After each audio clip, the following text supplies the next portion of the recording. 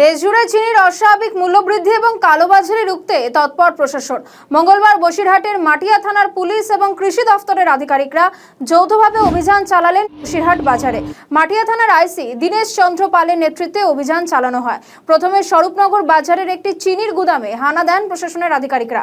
সেখানে মজুদ চিনির পরিমাণ, ব্যবসার জন্য প্রয়োজনীয় লাইসেন্স রয়েছে কিনা তা খতিয়ে দেখা হয়। গুদামের নথিপত্র এবং মজুদের হিসাবের সঙ্গে বাস্তব পরিস্থিতি মিলিয়ে দেখেন আধিকারিকরা। এরপর প্রশাসনের দল একটি বেসরকারি অয়েল মিলের গোডাউনেও যায়। সেখানে গোডাউনে কত পরিমাণ তেল মজুত রয়েছে এবং লাইসেন্স সহ বিভিন্ন বিষয় খতিয়ে দেখেন।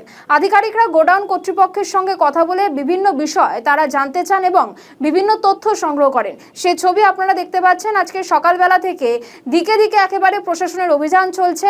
একদিকে যেরকম আপনাদের সামনে রেখেছি বসিরহাটের ছবি, ডায়মন্ড হারবার, কলকাতা, বিভিন্ন জায়গায় আজকে কিন্তু প্রশাসনের অভিযান চলছে। কারণ যেভাবে দ্রব্যমূল্যের দাম বেড়েছে এবং স্বাভাবিকভাবেই রীতিমতো নাজেহাল হয়ে যাচ্ছে বঙ্গবাসী, এবং চিনির দাম গত 18 বছরের লাস্ট 15 দিনে যা বেড়েছে তাতে রীতিমতন অবাক। এই মালটা যে প্রিন্ট করে যে লাগিয়ে দিলেন, চেনগুলো কোথায় ছাপাই হচ্ছে আপনার? হ্যাঁ, এগুলো অর্ডার দিয়ে কিনা কোন কোম্পানি? এই যে এই মালটা যে প্রিন্ট করে যে লাগিয়ে দিলেন,